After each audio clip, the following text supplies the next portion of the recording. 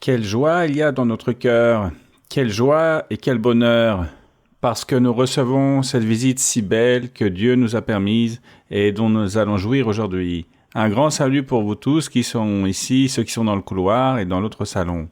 Avec grande joie, je vais vous inviter à prier pour que Dieu nous soutienne, pour qu'il se manifeste, pour que Dieu soit content de nous aujourd'hui. Amen. Nous allons prier tous ensemble devant notre Seigneur et nous allons offrir ce culte. Dieu béni, Dieu de la gloire, Dieu très saint, tu es très grand. Tu es parfait et merveilleux, Seigneur. Quelle joie, Seigneur, de vivre ces moments, Seigneur. Notre cœur se réjouit, notre cœur déborde de joie. Aujourd'hui, nous recevrons l'enseignement de ton Saint-Esprit, Seigneur, où chaque jour tu nous enseignes tes secrets, tes commandements, tes ordres, parce que ceci est ton Église, Seigneur. Chaque jour, elle cherche cette perfection. Nous voulons être chaque jour membres de ton Église. Nous voulons être ton épouse, Seigneur. Je t'implore, Seigneur, que ce culte soit pour toi, que tu nous bénisses, Seigneur, que tu te glorifies, que nous sentions, Seigneur, la présence de ton Esprit dans notre âme. Père de la gloire, Dieu omnipotent, bénis, Seigneur, bénis grandement ton Église autour du monde et bénis-nous, Seigneur du ciel, que ce soit ta volonté en ce moment. Tout ceci, Seigneur, nous te l'exprimons et nous te remercions à travers ton Fils, notre Seigneur Jésus-Christ. Amen. Gloire et honneur et louange à notre Dieu. Pour moi, c'est un privilège de présenter notre sœur Maria-Luisa, notre bien-aimée sœur Maria-Luisa, qui vient nous enseigner aujourd'hui. Frères et sœurs, je vous invite à vous la recevoir avec un fort applaudissement. Bienvenue à Tampa.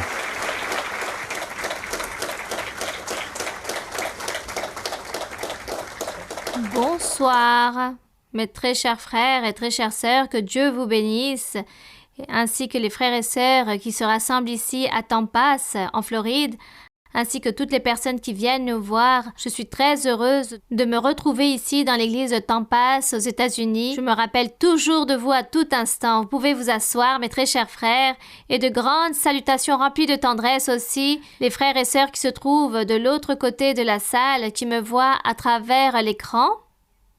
De grandes salutations pour vous aussi, mes très chers frères et très chères sœurs. Que l'honneur et la gloire soient pour notre Dieu. Et aujourd'hui, je vais donner du temps pour les personnes qui viennent avec leurs questions, donc je vais lire un psaume très court pour donner l'opportunité aux frères et sœurs qui ont apporté leurs questions. Lisons donc le psaume numéro 1. Et ainsi, les frères et sœurs, je sais que vous êtes tous prêts avec vos questions. Tout est pour honorer et glorifier le nom de notre Dieu. Il arrive parfois que des frères et sœurs me demandent, il y a des questions, disons, qui ont un rapport avec l'histoire de la Bible. C'est un sujet historique, donc tout ce qui a un rapport avec l'histoire, disons que je ne m'étends pas beaucoup dessus du côté historique, mais plutôt du côté doctrinal. Mais historiquement, car parfois on peut se confondre par rapport aux époques, le temps. Des fois, je ne regarde pas trop les noms en détail ou les dates exactement, donc je ne donne pas de l'importance sur le côté historique. Et si quelqu'un plutôt me pose des questions à ce sujet, je leur réponds « Essayez de faire des recherches et racontez-moi que s'est-il passé avec ce roi depuis quand et à partir de quand ?» Je me focalise plus sur la partie doctrinale. Donc, si parfois je commets une erreur du côté historique, alors ne faites pas attention s'il vous plaît, car nous allons directement à la doctrine, à ce qui réellement est important, de comment Dieu dirige l'être humain, comment Dieu se comporte avec lui et de comment Dieu promet, accomplit et qu'est-ce que Dieu attend de nous les êtres humains ou de ses croyants. Que nous lui soyons obéissants, que nous l'aimions et que nous continuions de l'avant. Et ne nous détenons pas tant sur les temps, les ères, les époques, car le Seigneur Jésus aussi, dans l'ancien temps, on lui posait des questions et le Seigneur répondait « Mais pourquoi vous focalisez-vous tant sur les époques? Continuez de l'avant !» Car les personnes regardaient toutes les généalogies et commençaient à poser des questions au Seigneur. Mais la généalogie dit ceci et cela et que le Messie vient de telle famille. Et ici, il dit qu'il vient de telle personne, de tel personnage. Et le Seigneur répondait, ne vous occupez pas sur les généalogies, d'où va venir le venir. Croyez tout simplement qu'il est là, qu'il se trouve avec vous. Voici en quoi vous devez croire. Du reste, ne vous inquiétez pas. Et le Seigneur leur disait aussi de ne pas s'inquiéter pour ces petits détails, car réellement, cela n'a pas beaucoup d'importance. Alors, mes frères et sœurs, nous allons lire dans le psaume 1. Et ensuite, vous allez vous préparer pour vos questions, ainsi que les frères et sœurs qui se trouvent de l'autre côté, dans l'autre salle, aussi, pour que vous puissiez vous préparer pour poser vos questions. Il est donc écrit ainsi pour l'honneur et la gloire à notre Dieu. Psaume numéro 1. Il est écrit. Heureux l'homme qui ne marche pas selon le conseil des méchants, qui ne s'arrête pas sur la voie des pécheurs, et qui ne s'assied pas en compagnie des moqueurs. Qui était cet homme? Sûrement cet homme porte un nom. Nous disons qu'il fait référence à notre Seigneur Jésus-Christ. Mais aussi, il fait référence ici à un fils de Dieu, à un croyant.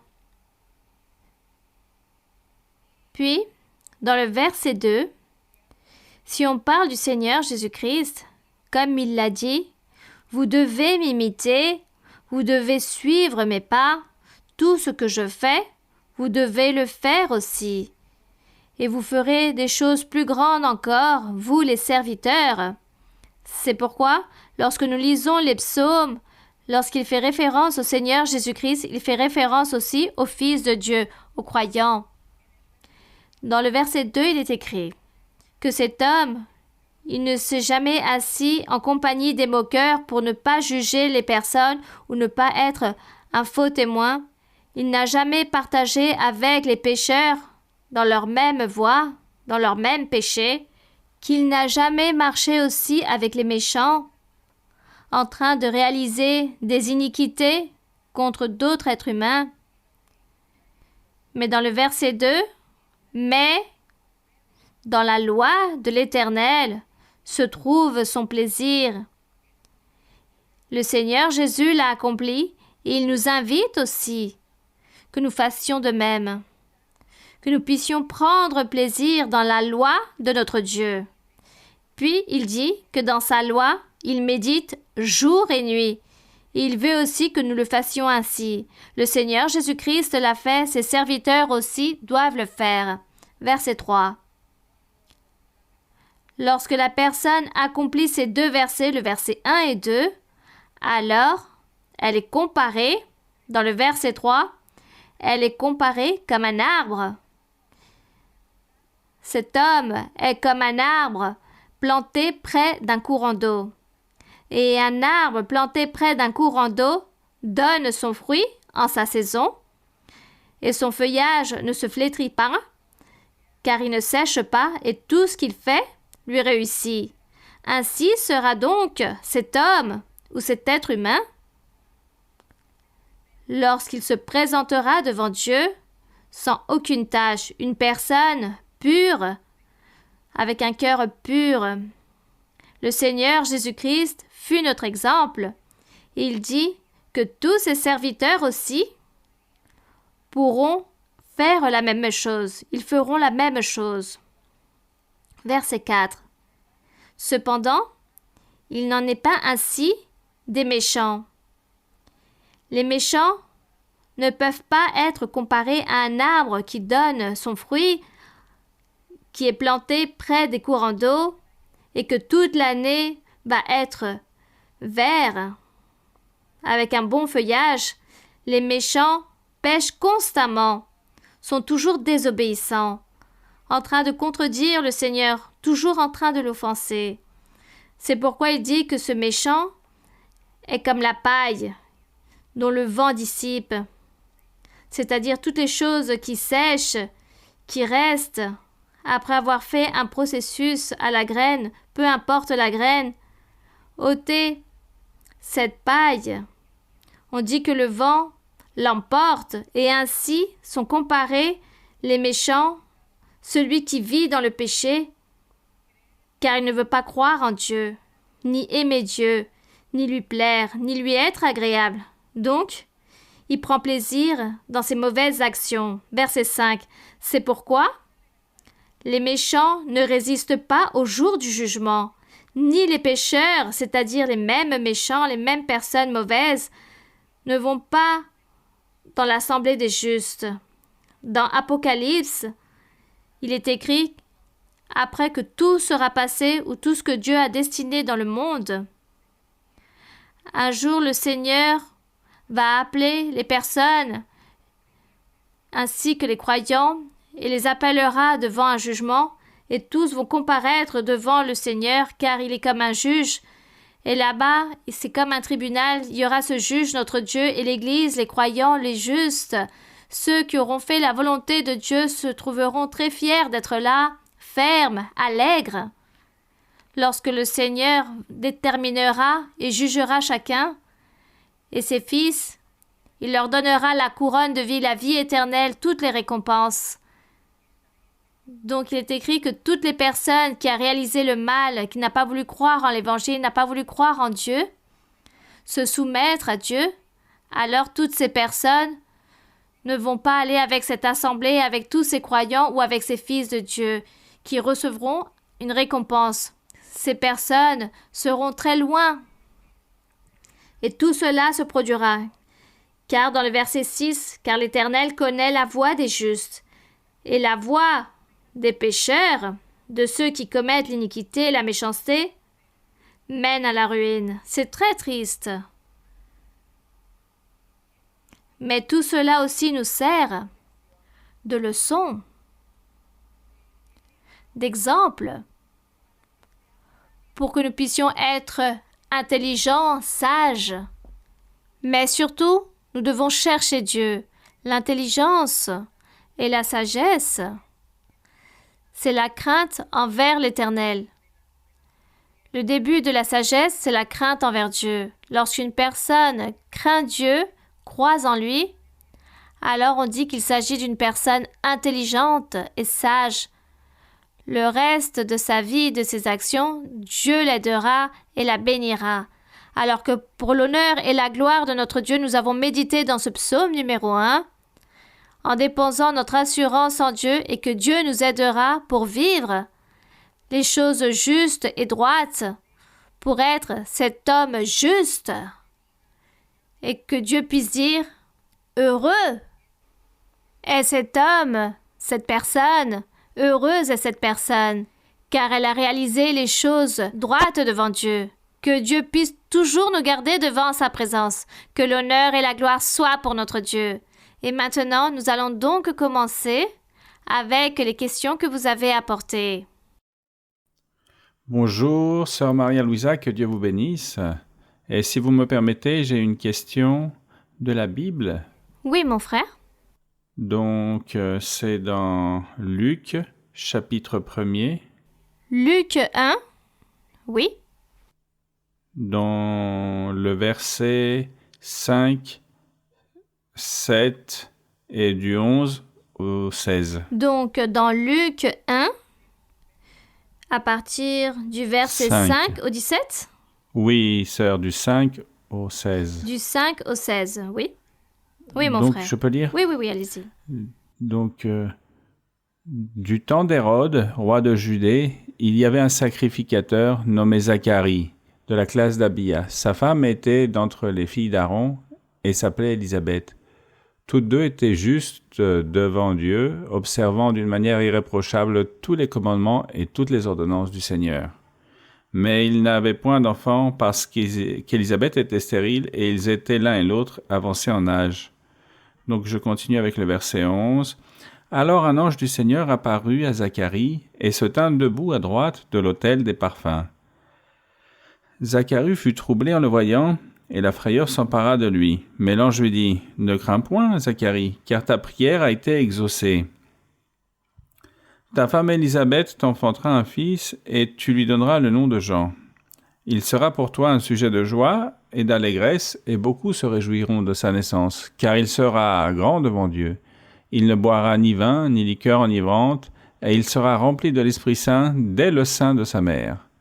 Il ramènera plusieurs des fils d'Israël au Seigneur, leur Dieu. » Donc, ma question est spécifiquement sur le verset 6 et le 15, où il est dit que tous deux étaient justes devant Dieu, observant d'une manière irréprochable tous les commandements et toutes les ordonnances du Seigneur. Parce que dans le 15, il est dit, quand il sera grand devant le Seigneur, et il sera rempli de l'Esprit Saint dès le sein de sa mère. Donc, ma sœur, ma question est, un couple de frères et sœurs de l'Église, s'ils suivent le Seigneur avec leur cœur, s'ils sont justes et irréprochables, et s'ils suivent le Seigneur de tout leur cœur, si leurs enfants aussi, en particulier leur descendance, est-ce qu'ils viendront avec plus de pouvoir de Dieu, plus plein du Saint-Esprit, comme les bénédictions du Seigneur, tenant compte qu'il a été enseigné dans les études bibliques passées, et comme le disait le frère tout à l'heure, le frère d'Angleterre, le frère Mauricio, qu'il y a beaucoup de malédictions générationnelles, mais je ne veux pas me centrer sur les malédictions, mais sur les bénédictions. Si cette nouvelle génération sera bénie par Dieu,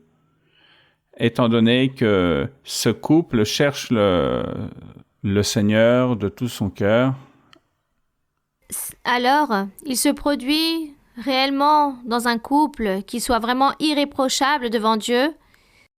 C'est vraiment le Seigneur qui détermine comment il va récompenser les personnes. Nous ne pouvons pas dire oui, cela va être de même comme il est écrit ici, car ce qui est écrit ici par rapport à la naissance de Jean, c'était dans le plan de salut que Dieu apportait, et le Seigneur apportait dans ses cœurs préparés depuis bien avant, afin qu'ils puissent obtenir cette bénédiction ou avoir ce privilège d'être les parents du prophète Jean, qui allait être le dernier prophète de l'Ancien Testament, ou le dernier prophète qu'allait prophétiser au sujet du Messie, du Sauveur. Dieu a choisi cette famille. Aujourd'hui, dans l'Évangile du Seigneur, Dieu nous enseigne que chacun d'entre nous, nous devons marcher en sainteté et dans la droiture, car le Seigneur va établir son Église, et son Église est composée d'hommes et de femmes qui vivent une vie droite et sainte que seulement Dieu connaît. Dieu sait qui sont ces personnes, et ces personnes composent l'Église ou le corps de Christ. Aujourd'hui, nous n'allons pas attendre qu'un certain couple extraordinaire, similaire comme les parents de Jean-Baptiste, car Dieu demande à tous, il demande à toutes les personnes de tous s'efforcer, car tous doivent vivre une vie sainte, parfaite, devant le Seigneur. S'il y a un couple où tous les deux, Dieu les aide, vivent en sainteté, alors cela est merveilleux. C'est une grande bénédiction donnée par Dieu. Mais cela ne veut pas dire, par le fait d'être ainsi, leurs enfants aussi vont recevoir de même cette grande bénédiction. Cela ne veut pas dire cela, car dans l'Évangile, il s'agit de chaque personne qui doit rendre des comptes au Seigneur, et chaque personne prend leur propre décision dans leur propre vie de suivre ou pas, d'être parfait ou pas, d'obéir ou pas en Dieu, de croire en lui ou pas. C'est pourquoi nous n'allons pas attendre que toutes ces règles vont revenir comme il s'est produit ici dans l'ancien temps, car c'était Jean qui avait été appelé, il n'allait plus avoir d'autres gens, il n'y en a eu qu'un seul, et c'est pourquoi Dieu a préparé ce couple.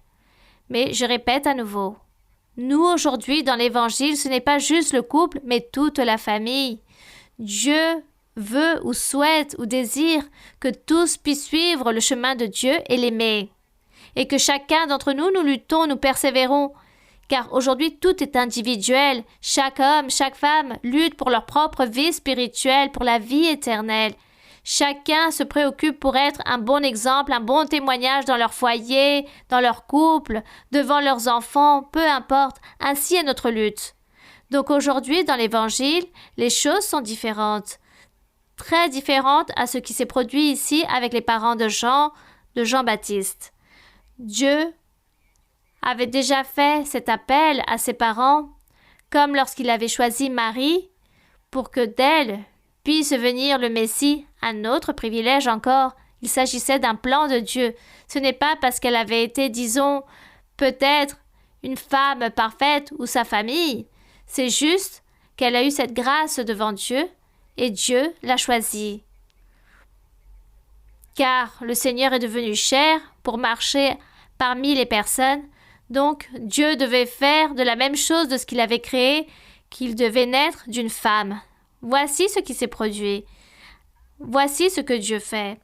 Et à chaque fois, lorsque nous lisons la Bible, alors nous comprenons peu à peu la lecture, que nous nous situons dans chaque endroit qui nous convient ou qui nous appartient de nous positionner ici dans notre vie spirituelle où que nous soyons, pour pouvoir continuer de l'avant, aimer notre Dieu, le glorifier, prier et aussi avoir ainsi cette intelligence, cette connaissance, cette sagesse dans tous les aspects et ainsi pouvoir nous diriger devant Dieu et que le Seigneur puisse être très fier de nous, de comment nous comprenons sa voix, sa parole et que nous n'allons pas détourner les choses, que nous n'allons pas mal interpréter les choses à notre propre caprice, mais tout est selon sa propre volonté. Ainsi doit être notre vie.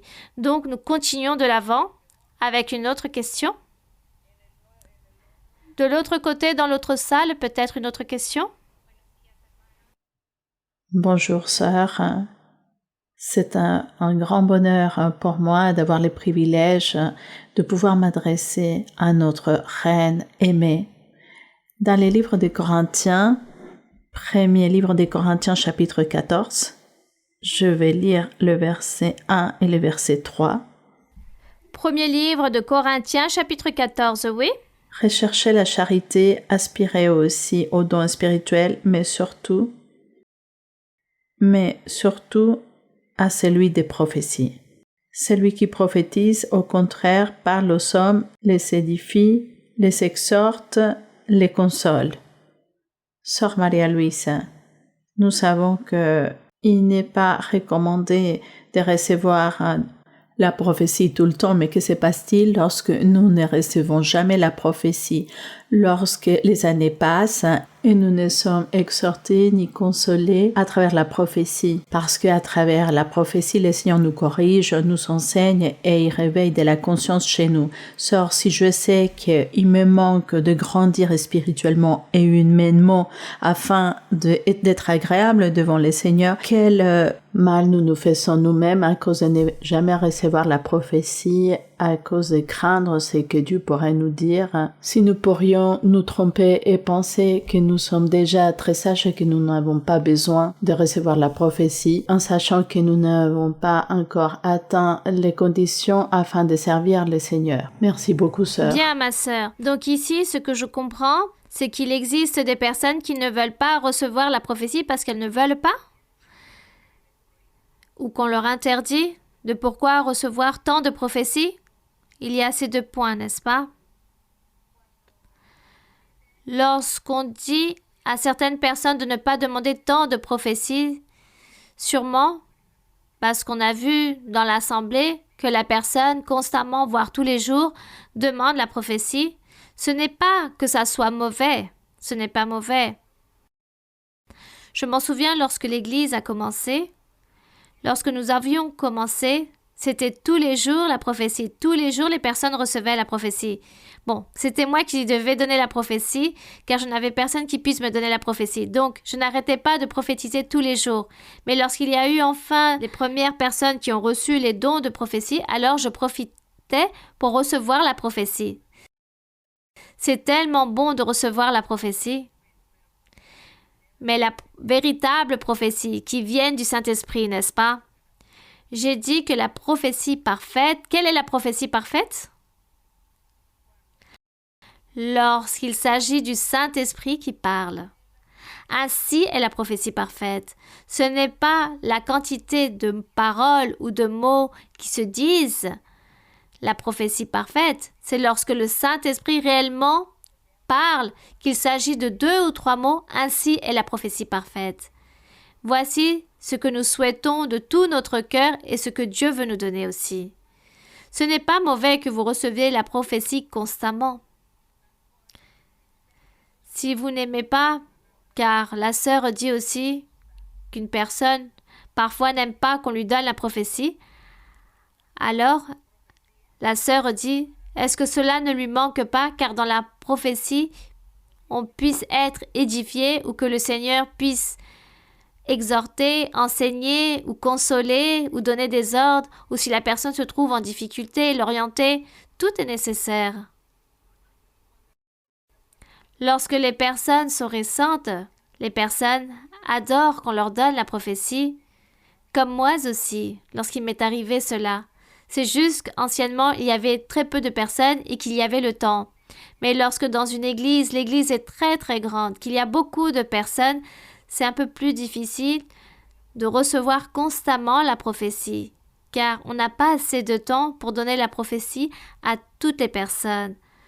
Donc beaucoup de personnes restent sans recevoir la prophétie. Si certains d'entre vous restent très longtemps sans recevoir la prophétie, alors parlez avec le pasteur et dites-lui, mon frère, mon temps, mon travail ne me permet pas de venir tous les jours à l'église, ou même mes enfants, peu importe l'excuse.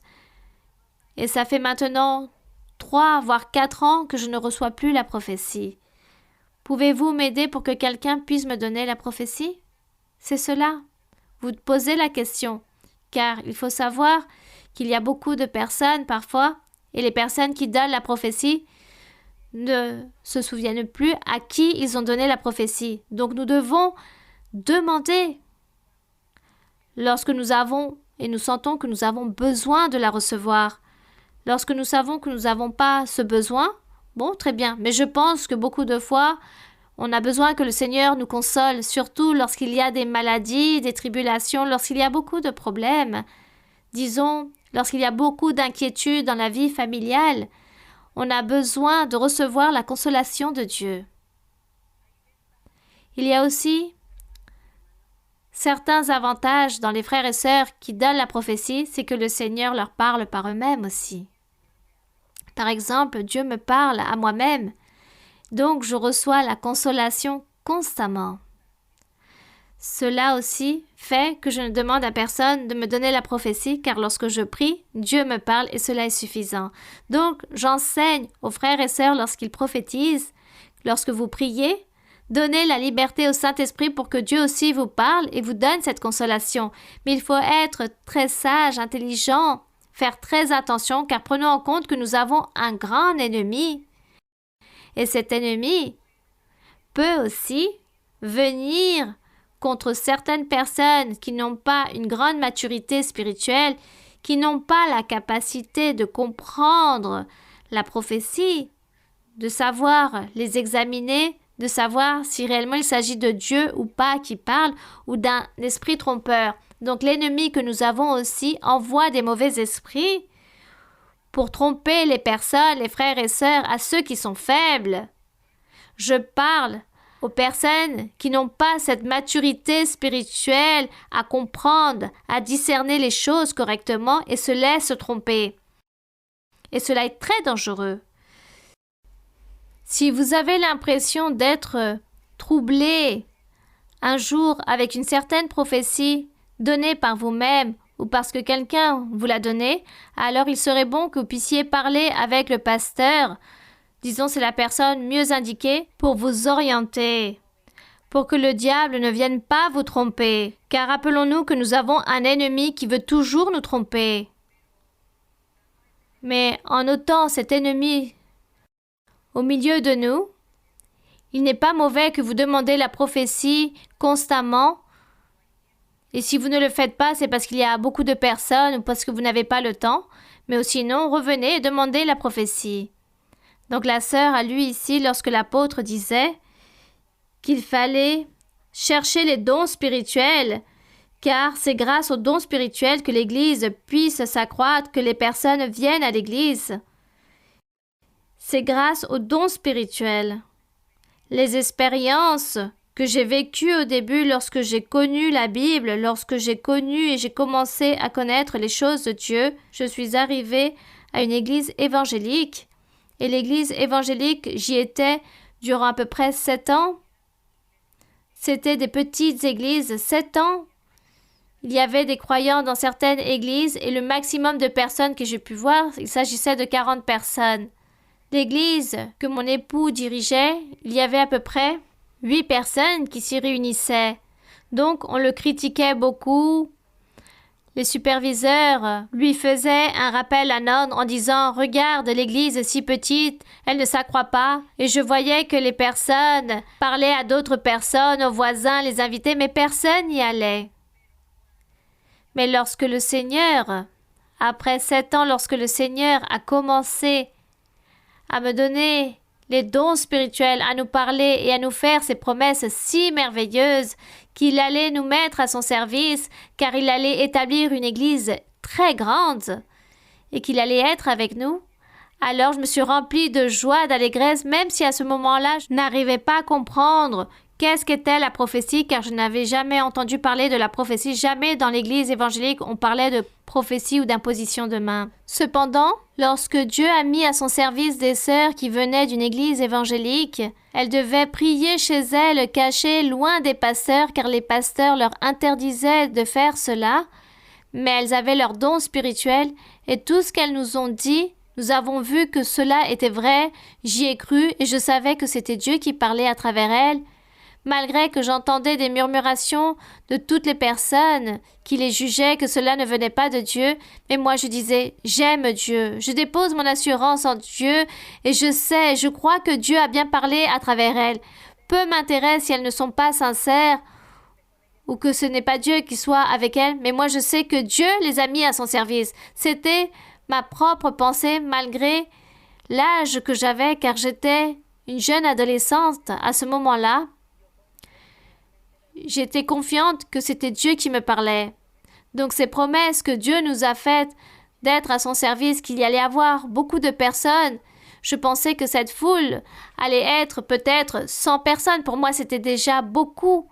Mais lorsque Dieu m'a donné les dons spirituels, la prophétie, et j'ai commencé à donner la prophétie aux personnes, et que les personnes sont restées dans l'église, et l'église a commencé à s'accroître, je me suis rendu compte et j'ai appris que l'accroissement dans une assemblée, c'est Dieu qui la donne. Que le Saint-Esprit, de la manière de comment il se manifeste dans son assemblée, fait accroître son Église, car ensuite l'Église a commencé à grandir. Et je rends grâce à notre Dieu, car il nous a appuyés, il nous a soutenus, il nous a aidés à persévérer, à continuer de l'avant, au milieu de tant de persécutions provenant du diable, car le diable a beaucoup persécuté l'Église.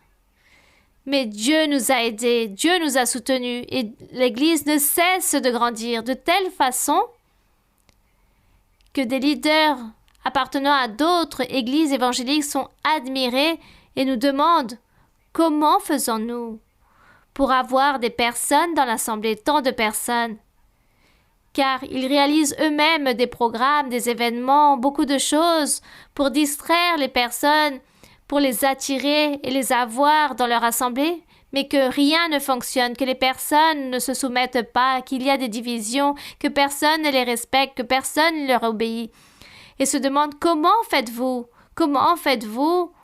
Parfois on nous demande comment je fais pour que 1000 pasteurs puissent m'obéir ou se soumettre à ce que je dis. Vous voyez, ce sont des choses matérielles. Mais vous pensez que 1000 pasteurs vont se soumettre à Maria Luisa? Non. À qui se soumettent-ils? Au Saint-Esprit. Au Saint-Esprit, ils obéissent, car c'est le Saint-Esprit qui se trouve dans toutes les églises, dans toutes les assemblées, en train de parler à l'un, à l'autre, dans le cœur de chaque personne, dans les rêves, dans les songes, dans les révélations, dans les pensées des personnes. Et c'est le Saint-Esprit qui les convainc. Oui ou non, c'est lui qui convainc. Donc Maria-Luisa ne doit rien faire, absolument rien. Elle doit juste aimer Dieu. Maria-Luisa aime Dieu et nous devons être honnêtes. C'est cela, rien de plus. Le reste, c'est le Saint-Esprit à chacun d'entre vous qui vous gouverne. Je m'en souviens qu'une fois, il y avait une personne récente, lorsque l'Église a commencé, le Seigneur a fait un appel à une famille en disant « Venez, restez ici, je vais vous bénir ». Mais l'homme disait non. Comme il était musicien et jouait la guitare et chantait, il disait non. Non, car dans l'église évangélique, on allait le faire chanter avec un certain groupe et lui, c'est ce qu'il voulait, que les personnes puissent l'écouter et lui rendre hommage. Donc, il ne voulait pas obéir.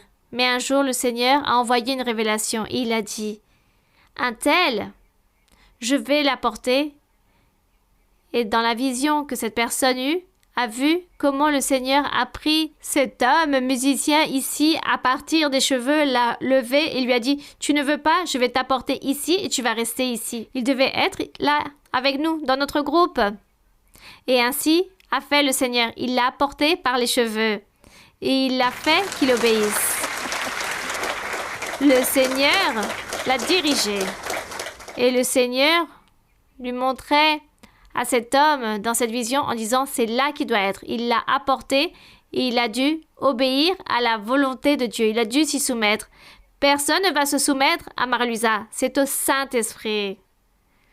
Alors beaucoup de personnes disent ah non, moi je vais aller dans un autre lieu, dans une autre église. Pourquoi je vais être avec cette dame Maria-Luisa qui ne me plaît pas? Non, les gens commençaient comme ça. Non, moi je n'apprécie pas cette femme. Je vais aller autre part.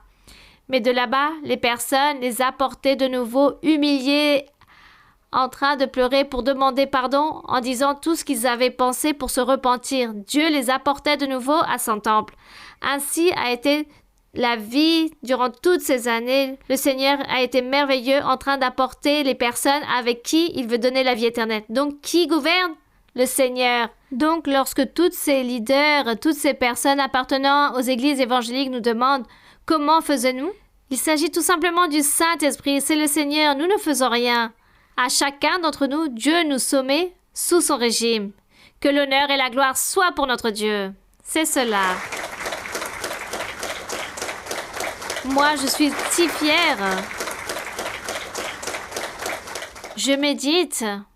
Aujourd'hui, l'Église, je vois qu'elle est très grande. Il y a beaucoup de lieux où il y a 3000 croyants qui se rassemblent dans chaque culte, 5000 croyants. Et cela me rend très fière en le Seigneur, car Dieu l'a parlé. Le Seigneur a fait ses promesses. Et je vois aujourd'hui ces personnes là-bas en train de chercher Dieu sans aucune difficulté, sans rien leur offrir, sans dire aux personnes « Venez car je vais vous offrir telle chose pour être ici ». Absolument rien.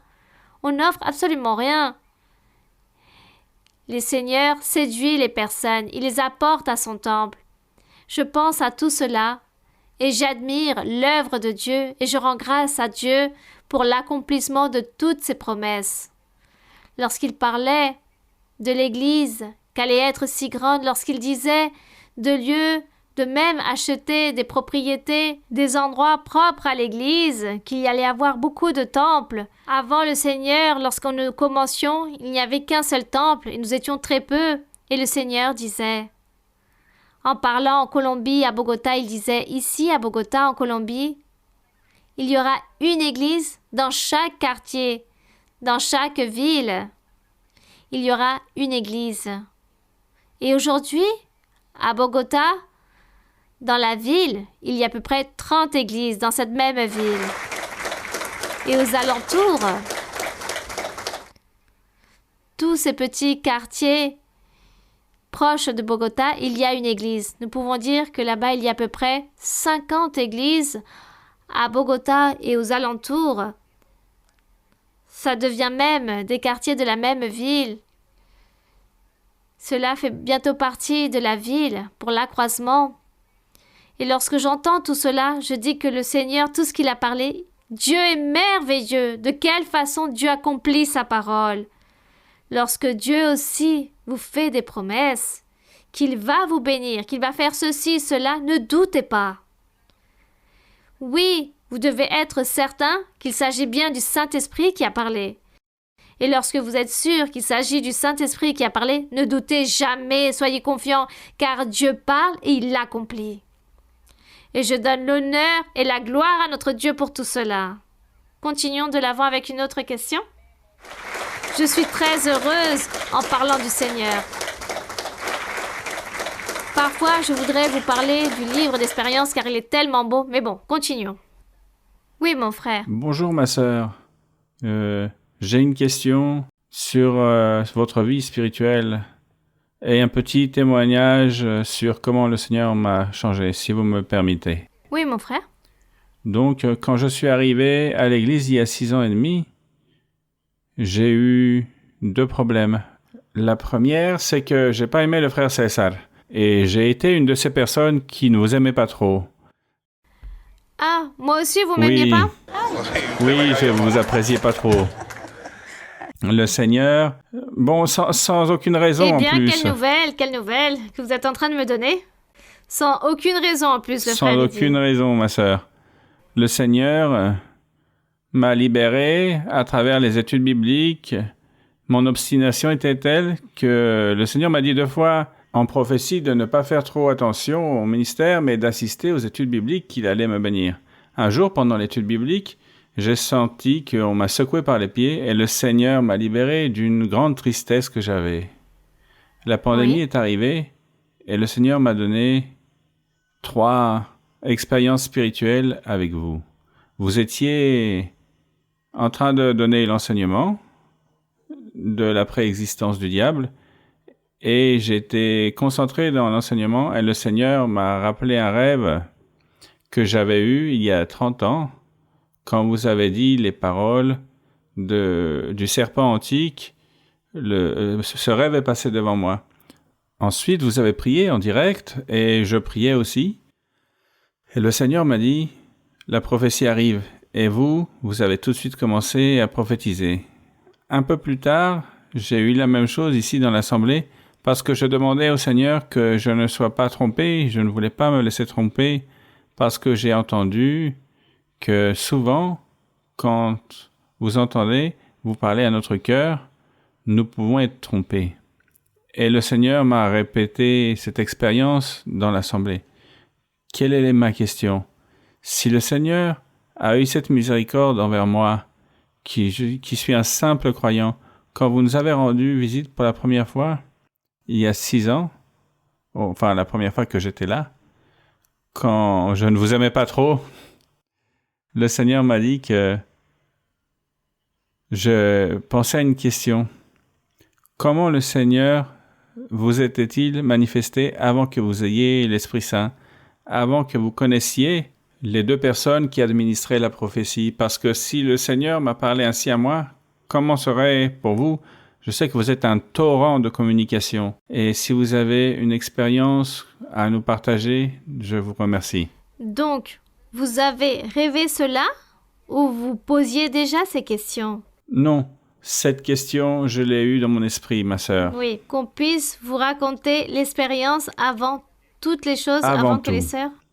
Et le Seigneur m'a dit que je vous pose cette question. Très bien, entendu. Donc, le témoignage est très très court.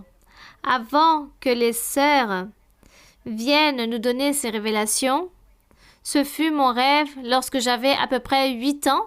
Lorsque j'avais à peu près 8 ans, je ne me souviens plus très bien, 7 ou 8 ans j'avais à l'époque. Lorsque j'eus ce rêve avec le Seigneur Jésus-Christ, je rêvais et je disais, c'était à peu près 7 ou 8 ans car je me rappelle que j'étais en CE2. Et donc, j'ai rêvé qu'il s'agissait de la fin du monde. Tout d'abord, je ne savais pas que des religions existaient. Je pensais que la seule religion qui existait, c'était la religion catholique. Car, On nous emmenait toujours à l'église catholique, aux messes et toutes les activités de l'église catholique. Donc je pensais qu'il s'agissait de la seule religion qui existait. Lorsque j'eus ce rêve, je pensais que c'était la fin du monde. Et dans l'église catholique, on ne nous enseigne pas toutes ces choses. Cependant, je rêvais cela. Et qu'il y avait, disons, 2 montagnes de cadavres, car c'étaient des personnes mortes. Je me souviens qu'il y avait 2 grandes montagnes de cadavres, de corps morts, de personnes qui étaient mortes, et le Seigneur Jésus-Christ était là. Je savais qu'il s'agissait du Seigneur Jésus-Christ. Il était vêtu d'une grande tunique blanche, il avait des souliers, il avait une couronne ainsi, et j'étais là, et lui à côté, en train de choisir les âmes pour le ciel et d'autres pour la géhenne, pour l'enfer. Et je voyais qu'il prenait un corps mort sous son bras, il disait « Celui-ci pour la géhenne, celui-ci pour le ciel ». Il commençait à sélectionner les corps. Il m'a vu, il m'a parlé, et il m'a dit « Aide-moi à choisir les âmes pour le royaume ». Et j'ai dit « Oui, Seigneur, je vais t'aider ». Mais j'ai dit quelque chose de plus que je me réserve. Et bon, nous avons fait comme un accord avec le Seigneur. Et j'ai commencé à envoyer toutes les âmes, absolument toutes, je les envoyais vers le ciel. Je n'envoyais aucune en enfer, mais absolument toutes vers le ciel. Le Seigneur, je ne sais pas s'il s'en rendait compte ou pas, mais du moins il ne m'a rien dit. Voici le rêve que j'ai eu. Et ce rêve m'a beaucoup impressionné malgré mon âge. Il est resté là, enfui dans mon cœur, et je l'ai raconté à mes familiers, à une tante qui vivait avec moi, et elle m'a dit « Oui, c'est un rêve très très beau ». Et cela, je l'ai gardé pour moi. Lorsque je suis arrivée à l'église évangélique pour la première fois, j'avais à peu près 16 ans lorsque je suis arrivée à l'église évangélique, et j'ai raconté ce rêve aux personnes qui se trouvaient là dans cette église, et je leur ai dit que j'avais eu ce rêve. Et cette personne m'a dit « Ah, mais il s'agit d'un rêve très très beau, il s'agit d'un appel de Dieu, mais rien d'autre. » Voici ce qui s'est produit.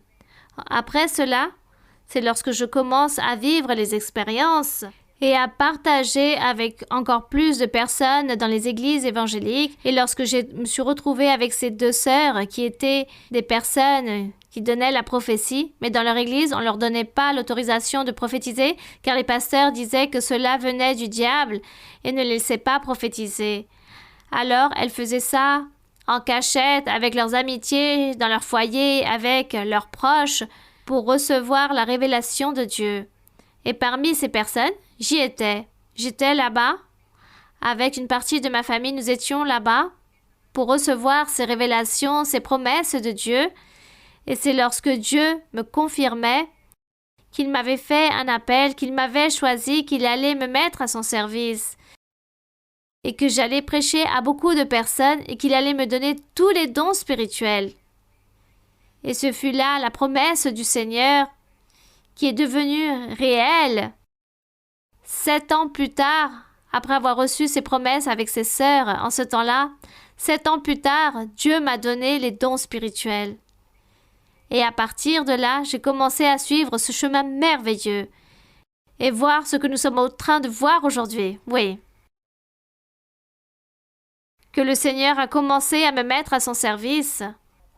Pour aussi, il m'a mis à son service dans la prophétie pour dire qu'il allait établir une église très grande en Colombie et dans le monde entier, et qu'il allait se charger d'apporter les personnes dans l'église, qu'il allait convertir les cœurs, et qu'en plus, il nous allait donner l'argent suffisant pour voyager dans le monde et pour que l'Église puisse grandir dans le monde entier, que partout l'Église serait et qu'il allait absolument tout donner. Et cela, réellement, Dieu a tout multiplié, il a donné en abondance. Dieu multiplie absolument tout. Car, aux frères et sœurs, on ne demande jamais une aide supplémentaire. Dieu bénit et Dieu donne tout. Donc, tout s'est accompli et aujourd'hui, dans 70 ou 80 pays se trouve l'Église.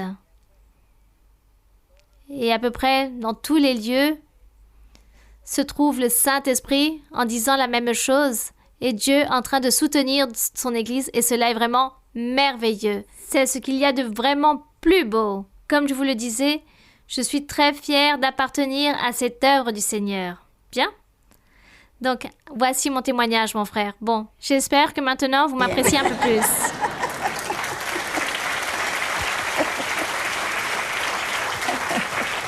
Oui, continuons. Continuons donc. Sœur Maria-Louisa, que Oui, Dieu ma vous sœur. bénisse. Je souhaite vous dire que je suis heureuse du fait que vous nous rendiez visite ici à Tampa grâce à la promesse du Seigneur. Ma question se trouve dans les livres d'Ésaïe, chapitre 35, Ésaïe verset 8. 35, verset 8. Très rapidement, mes frères et sœurs, recherchez pour que vous puissiez lire aussi ce verset. Ici, on parle de la génération future de l'Église, car Ésaïe est un prophète du peuple ancien, et Dieu parlait pour les jours suivants pour la venue du Messie, du Sauveur. Oui, ma sœur, lisez. Amen, sœur. Il y aura là un chemin frayé, une route qu'on appellera la voie sainte. Nul impur n'y passera, elle sera pour eux seuls. Ceux qui la suivront, même les insensés, ne pourront s'égarer. Sœur, ce verset est tellement profond et c'est une belle promesse pour nous tous qui souhaitons être sur ces chemins de sainteté. Et ma question est sur la profondeur de cette promesse.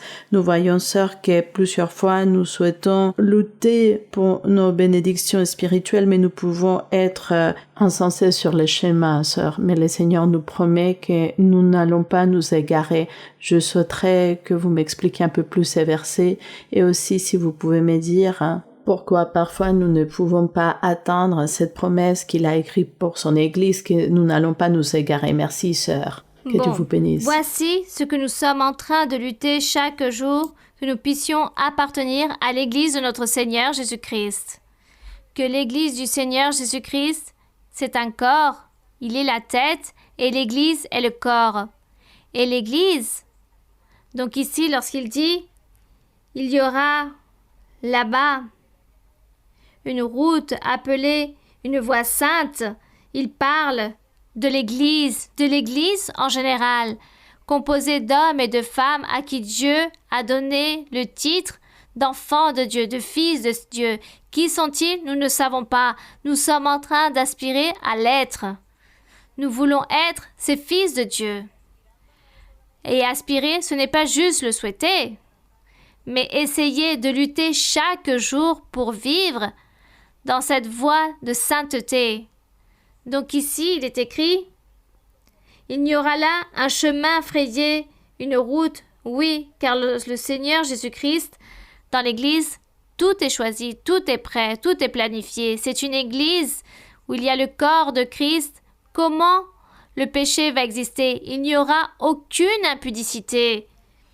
Car il s'agit d'un chemin saint, c'est le corps du Seigneur, c'est l'Église du Seigneur. C'est pour cela, aucun impur y marchera, c'est-à-dire aucune personne qui pratique le péché y passera. Il n'y aura pas de personne qui pratique le péché, personne.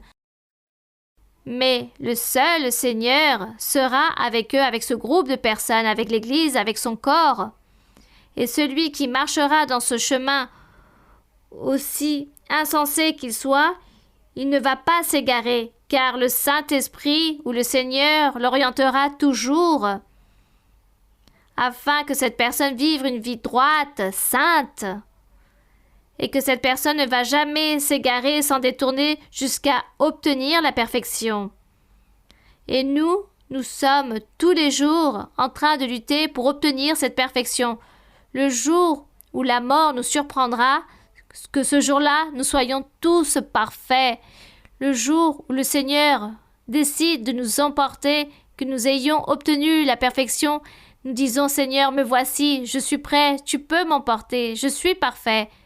Voici ce que nous allons faire, et nous allons y réussir avec l'aide de Dieu. C'est pourquoi nous ne devons pas être insensés, ni rebelles, ni non-croyants, ni obstinés, mais demander à Dieu qu'il nous donne cette intelligence de pouvoir comprendre son chemin et que nous puissions réussir avec cette lutte, notre constante, nous puissions obtenir à avoir cette perfection, car Dieu a dit qu'il allait établir son Église parfaite. Oui, il va l'établir parfaite, car il s'agit d'un chemin saint et qu'aucun impur, aucun pécheur ne va être dans ce chemin juste. Il n'y aura que la sainteté, le corps de Christ. Nous voulons être tous et appartenir au corps du Seigneur Jésus-Christ.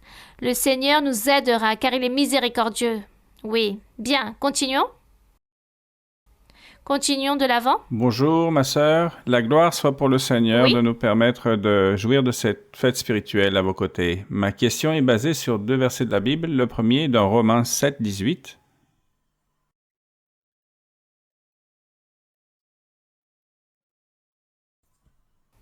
Romains 7, 18. Oui? Ce qui est bon, je le sais, n'habite pas en moi, c'est-à-dire dans ma chair. J'ai la volonté, mais non le pouvoir de faire le bien. Et le deuxième verset dans Philippiens 2, 13.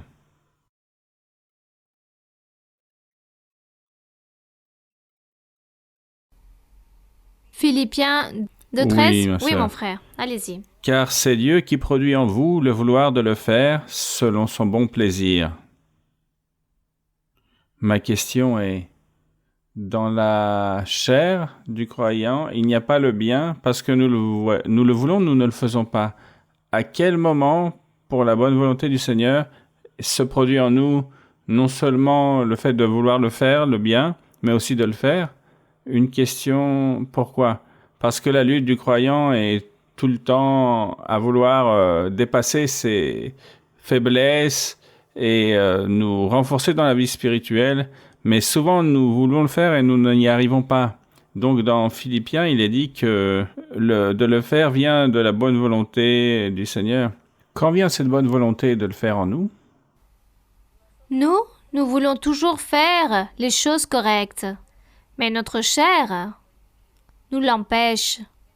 Ou l'ennemi, le diable aussi, nous empêche de faire le bien en réalisant des obstacles dans notre chemin. Mais nous voulons faire la volonté de Dieu, nous voulons faire le bien, nous le souhaitons. Mais il existe des personnes qui le veulent, mais qui ne s'efforcent pas pour dominer ou gouverner leurs sentiments, pour gouverner leur propre plaisir de la chair et ne s'efforcent pas.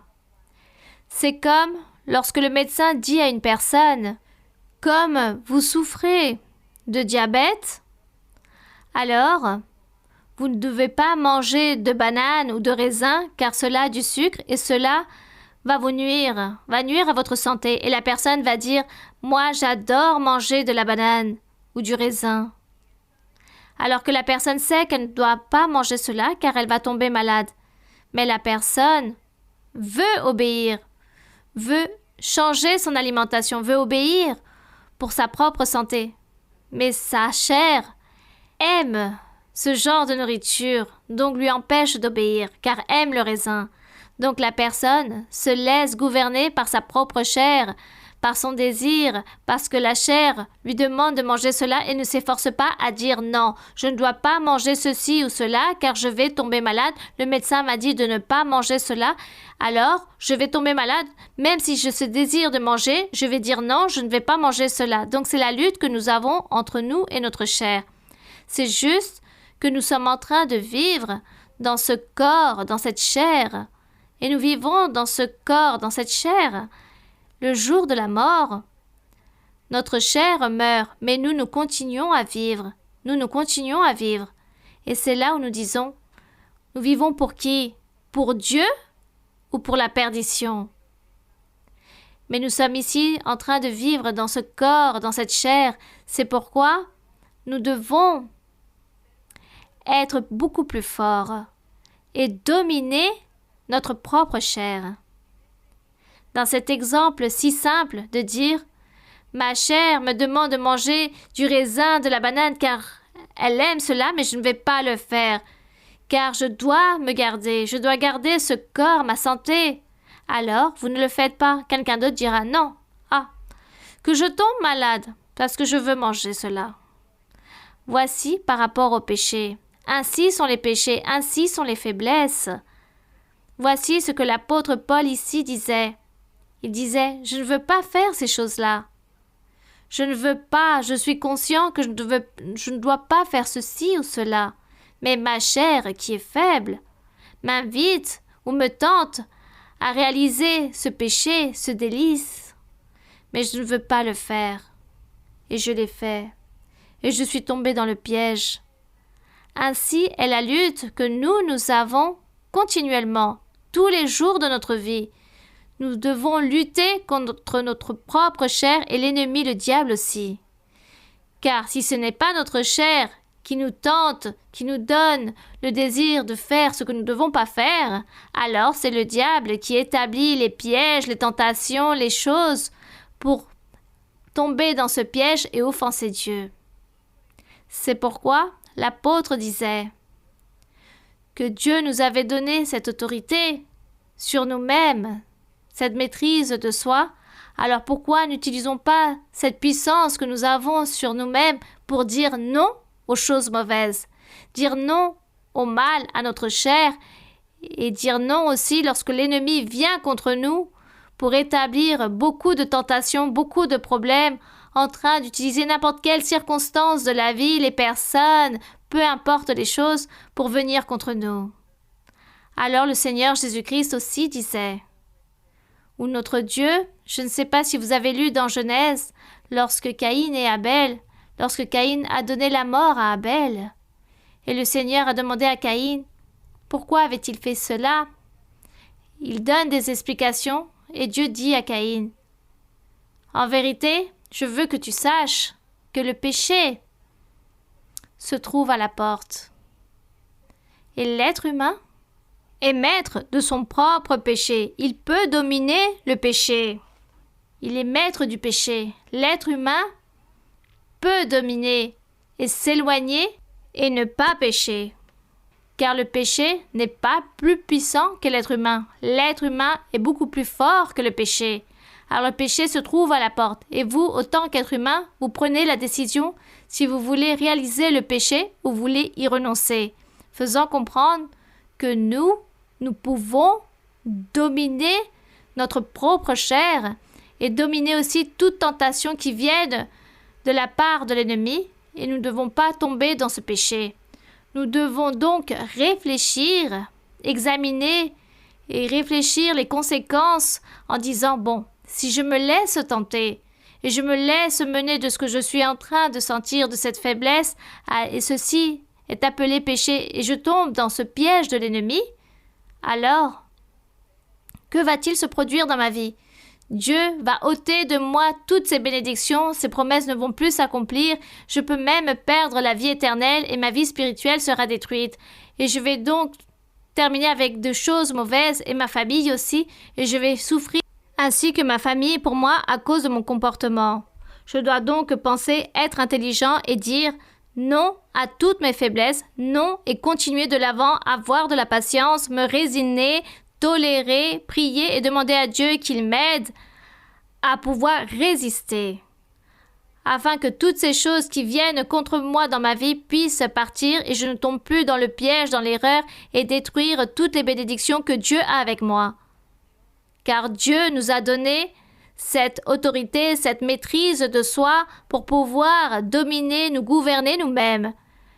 Mais nous devons donc prendre tout cela en compte. Donc une personne qui tombe dans l'erreur, c'est parce qu'elle est capricieuse, parce qu'elle est insensée, parce qu'elle est rebelle, et parce que peu lui importe de grandir spirituellement, et peu lui importe sa famille et tous ses proches. Donc la personne tombe dans l'erreur. Mais elle ne peut pas dire « c'est parce que la faiblesse était plus forte que moi ». Non. C'est nous-mêmes qui sommes plus puissants, plus forts que toute autre chose. Donc, j'espère que j'ai pu me faire comprendre, que les frères et sœurs m'ont compris. Bien, continuons. Bonjour, frères et sœurs, bonjour, sœur Maria-Louise et les personnes qui vous accompagnent. C'est une grande joie, sœur, de vous avoir ici à Tampa. Et je vais poser une question qui est dans le livre d'Éphésiens, chapitre 1, à partir du verset 15 jusqu'au verset 18. Éphésiens 1, du verset 15 au 18? Oui, sœur. Oui, ma sœur. Est-ce que je peux lire? Oui. C'est pourquoi, moi aussi, ayant entendu parler de votre foi au Seigneur Jésus et de votre charité pour tous les saints. Comment nous voyons que depuis l'Église primitive, l'apôtre Paul parle des saints.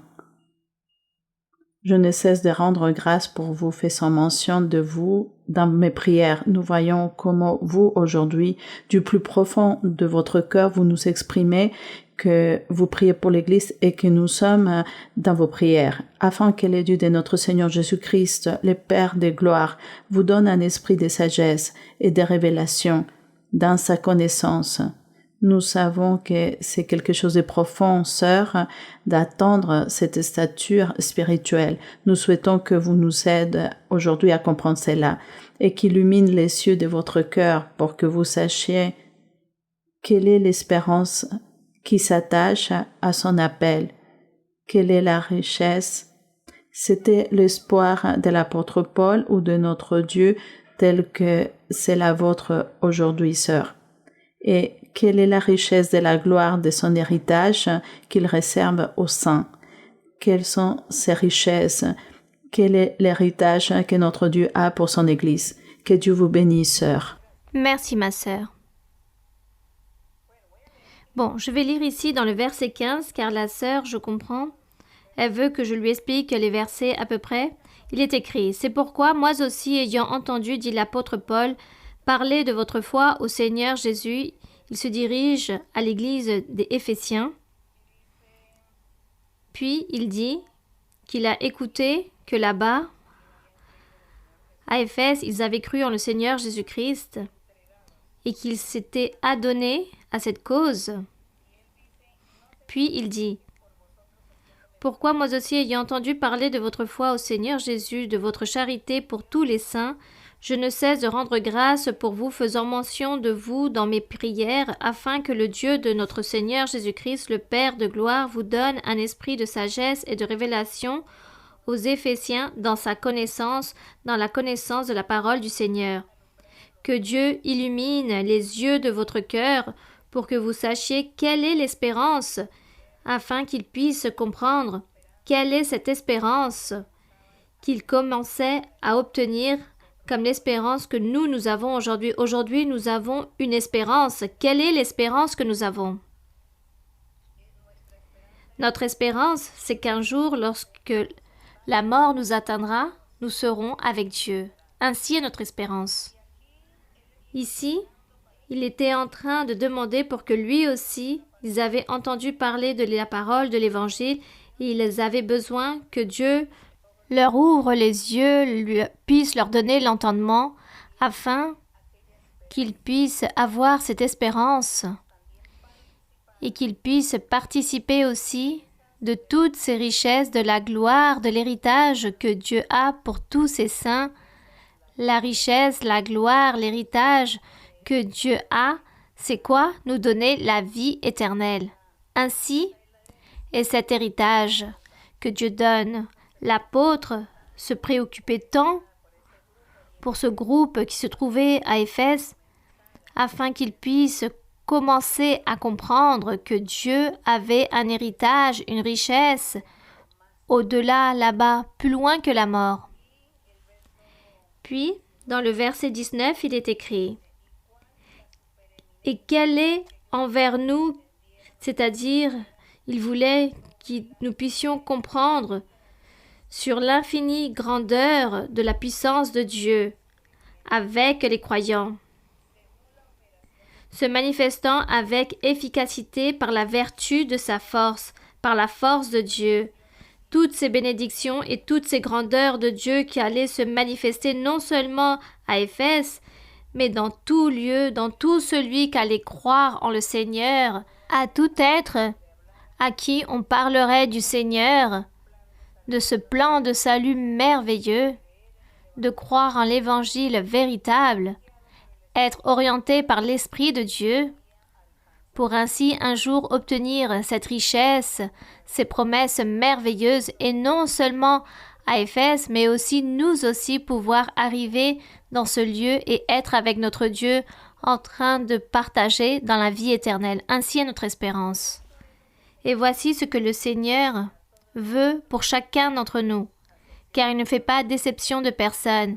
Il ne dit pas c'est juste pour un tel ou pour tel peuple ou tel groupe. Il dit tout celui qui croira, peu importe la personne, la race, la culture, la langue.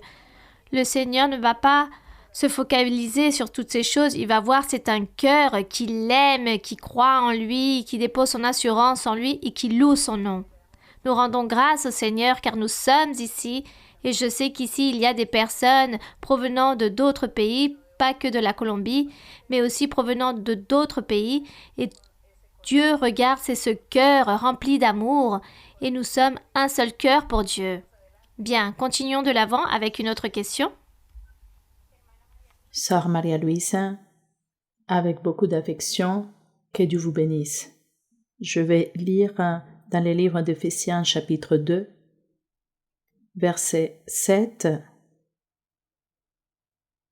afin de montrer dans les siècles à venir l'infinie richesse de sa grâce par sa bonté envers nous en Jésus-Christ.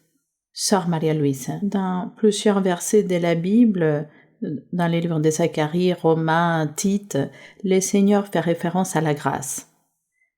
Je souhaiterais que vous approfondissiez sur la grâce et comment nous pouvons faire pour que le Seigneur nous donne cette grâce, de manière que lorsque nous parlons à un croyant, il croit à ce que nous leur disons et qu'il soit transformé facilement tel que nous lorsque vous nous parlez, parce que nous comprenons les choses.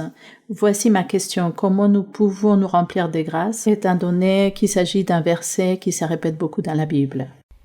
Bien, donc lorsqu'il est écrit que nous sommes sauvés par la grâce, c'est parce que le Seigneur n'a rien demandé en échange pour sauver ces personnes, pour établir son peuple, son Église.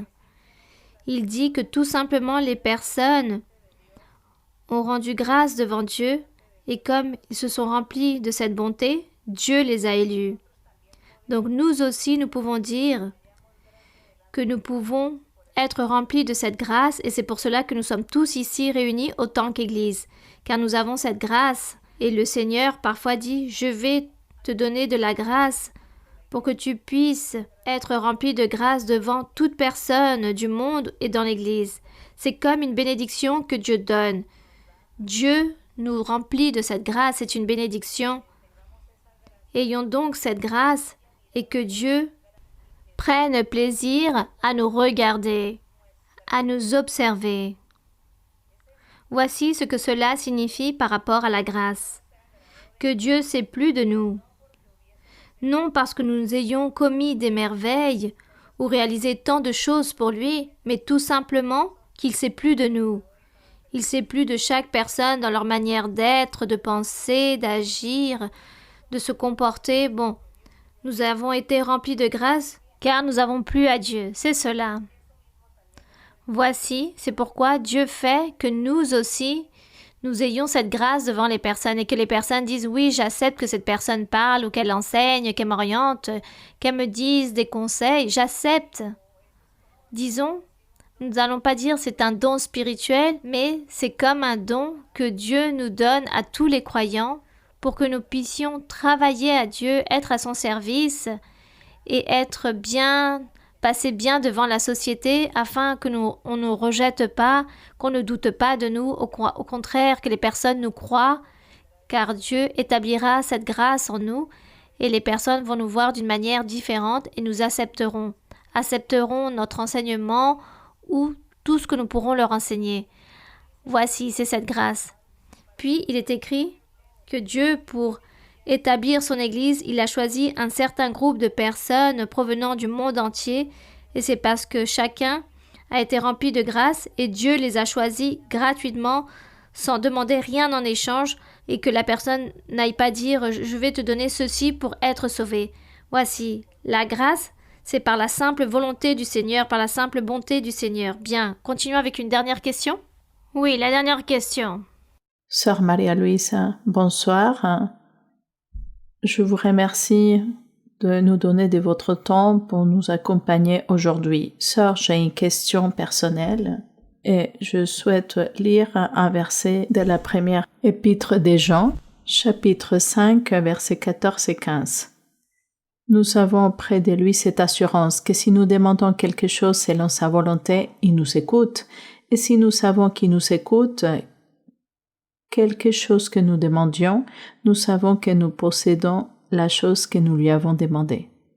Je sais que le Seigneur nous écoute lorsque nous le prions pour un être cher qui est malade, mais parfois Dieu permet que l'être cher parte. J'ai une fille qui a 7 ans et j'ai dû parler avec elle au sujet de cette perte. Il a été difficile pour moi de lui en parler car je n'avais jamais perdu quelqu'un de tellement proche. J'ai prié le Seigneur pour qu'il me donne des mots pour le lui expliquer et que dans son innocence, elle comprenne au sujet de la mort. Sœur, pour édifier l'église, car il y a beaucoup d'enfants partout dans l'église et j'imagine que dans plusieurs foyers tels que les miens, le sujet de la mort n'est pas abordé. Je souhaiterais que vous, avec la sagesse que Dieu vous donne, vos mots qui sont toujours parfaits, et comme mère, comment parler à nos petits sur la perte d'un être cher sans porter préjudice à leur innocence ni à leur vie spirituelle, mais à la fois qu'ils comprennent que Dieu permet que ces choses arrivent pour qu'ils soient plus près en tant que parents et frères et sœurs de l'Église.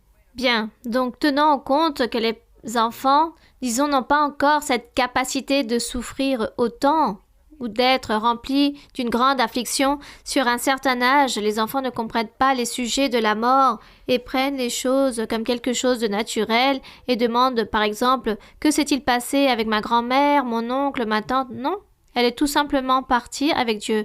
Dieu est venu pour elle ou pour lui et Dieu l'a emporté. Et l'enfant dira « Ah, d'accord, très bien ». Par contre, lorsque les enfants deviennent préadolescents, commencent à comprendre un peu mieux ce sujet, et à cet âge-là, ils connaissent un peu par rapport à la mort. Pour eux, ce n'est rien de nouveau. Ils ont déjà entendu parler ou l'ont appris.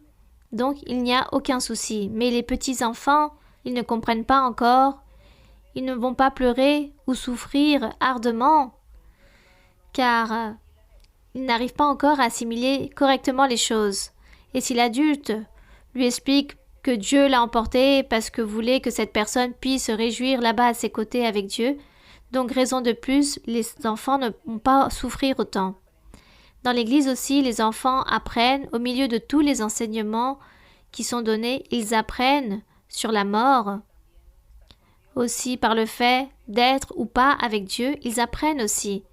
Alors, il ne faut pas tant s'inquiéter par rapport à ce sujet. Bien, mes frères et sœurs. Nous voudrions continuer et encore continuer, mais bon.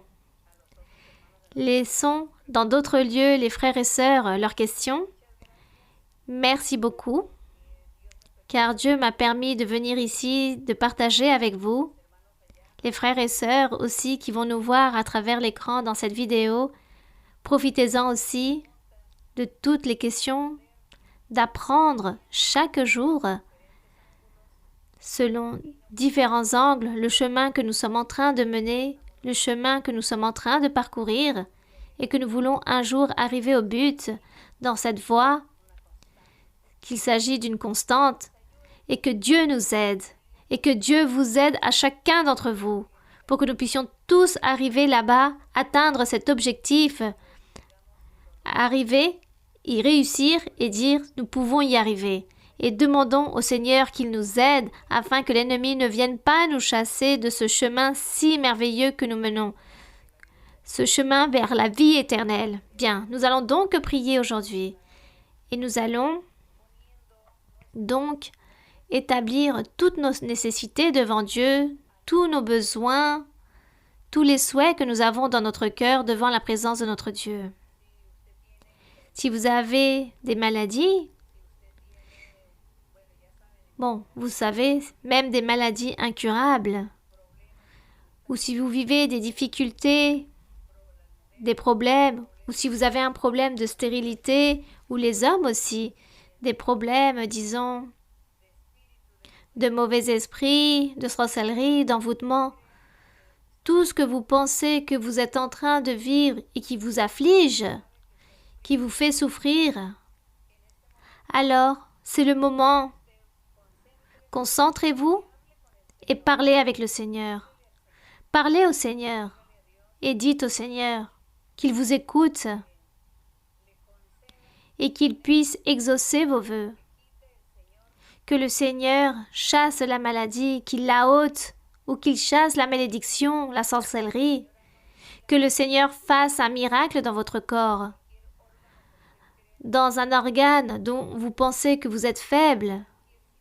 Peu importe la situation, parfois il y a des problèmes de manque d'emploi, ou vous n'avez pas de toit, ou par rapport à vos entreprises, par rapport au foyer, bon, tant de choses que nous avons besoin dans la vie. Tout cela, établissez-le devant la présence de Dieu. Ne doutez pas, car le Seigneur est à vos côtés. Il est très proche de vous, en train de vous écouter, en train de vous observer et en train de voir qu'est-ce que vous avez réellement besoin pour que Dieu puisse vous le donner. Dieu parfois fait le miracle de suite et parfois il prend un certain moment, mais avec le temps, les choses se produisent. Alors, surtout, ne doutez pas. Si vous avez une maladie, dites au Seigneur, « Seigneur, impose-moi les mains. Tends ta main sur moi, ôte-moi ceci ou cela, aide-moi à donner et à résoudre ce problème. » Ainsi, nous pouvons prier notre Dieu. Nous allons donc prier. Père Saint, Père Céleste, Créateur du ciel et de la terre, notre Dieu éternel, qui a créé l'univers, qui gouverne tout l'univers. Tu es le maître de toute ta création.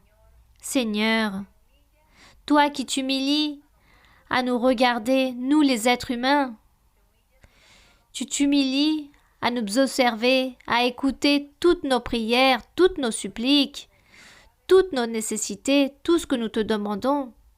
Seigneur, nous ne sommes pas dignes que tu nous écoutes et que tu nous bénisses et que tu exauces tous nos souhaits, tous nos besoins. Mais ta miséricorde est si immense. Tes promesses sont fidèles et véritables. Et c'est pourquoi nous te cherchons, car nous connaissons ton amour, ta patience, et surtout que tu nous écoutes. Et sûrement, nous ne sommes pas dignes de recevoir tous ces bienfaits, ces bénédictions, mais sûrement certains d'entre nous sont en train de vivre dans le péché, dans les faiblesses, dans les erreurs, dans toute obstination ou dans les rébellions. Mais toi, mon Seigneur, tu es là pour te remplir de patience, pour pardonner avec toute ta miséricorde. Car Seigneur, tu es si bon, ton amour est si grand. Père céleste, nous déposons notre confiance en cette miséricorde, en ta patience. Et ce soir, nous nous présentons tous devant ta présence. Chacun d'entre nous, chaque frère, chaque sœur, a une demande, un souhait dans leur cœur, vit une difficulté, un problème, et demande une solution. Certains se trouvent malades et vivent des maladies incurables, ou leurs proches, ou ceux qui n'ont même pas pu venir, vivent des maladies incurables. D'autres souffrent dans leur corps par rapport à leur organe interne et même du côté extérieur de leur corps, leur peau, leurs cheveux, ou même au niveau de la vue, de l'ouïe. Il s'agit de diverses maladies, mon Seigneur, dont souffrent beaucoup de personnes, et aussi, Seigneur, de la stérilité de la part d'hommes et de femmes qui ne peuvent engendrer et te supplient qu'ils veulent avoir des enfants. Et toi, sûrement, Seigneur, tu leur as fait des promesses que tu vas les bénir, que tu vas leur permettre d'avoir des enfants. Si tu as parlé et que tu as promis, cela sera ainsi. Père Saint, toutes ces bénédictions et tous ces besoins, que tous se présentent devant toi. Seigneur, ta miséricorde, ta volonté. Si cela leur convient, alors bénis. Si tu veux, Seigneur, bénir, purifier, ôter des liens, délier, Seigneur, si tu veux donner la guérison par rapport à toutes ces diverses maladies, et tu veux donner la consolation, accomplir leurs souhaits, leurs pétitions, mon Père saint, et aussi les bénédictions matérielles, de tout ce que les personnes ont besoin, un emploi, de l'argent. Aide-les, Seigneur, aide chaque personne selon leurs besoins, mon Père saint. Au nom glorieux de Jésus-Christ, ton Fils bien-aimé, nous te demandons tout cela, de tendre ta main toute-puissante sur chaque personne, chaque homme, chaque femme, chaque enfant, chaque personne âgée, peu importe leur âge. Tends ta main toute-puissante. Sois miséricordieux, mon Seigneur. Écoute leurs suppliques. Écoute leurs prières. Seigneur, sois miséricordieux de chacun d'entre nous. Béni soit le Seigneur. Réalise les miracles et les prodiges.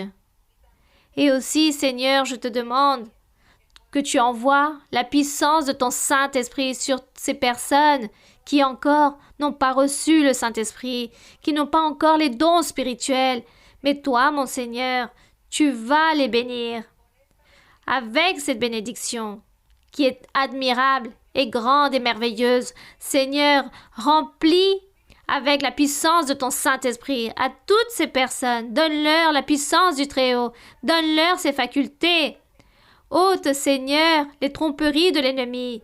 Ôte, Seigneur, les mauvais esprits qui viennent tourmenter beaucoup de personnes et les tromper avec des faux songes, des faux rêves, avec de fausses prophéties. Détruis cette œuvre de l'ennemi et donne-leur le Saint-Esprit. Donne-leur les dons en perfection pour que chacun puisse arriver à l'unité de l'Esprit, à un seul corps, le corps du Seigneur, pour que nous puissions tous nous convertir en un seul corps, un seul Seigneur, une seule foi, un seul baptême. Mon Père, lève-nous, fortifie-nous, purifie-nous et remplis-nous de la puissance de ton Saint-Esprit. Ôte tout empêchement, délie, Seigneur, et chasse la cupidité de l'ennemi. Bénis, Seigneur, purifie et libère. Merci, Seigneur. Qué glorioso es andar con Él, qué glorioso es hablar con Él. Él mis pasos guiará y al fin me llevará.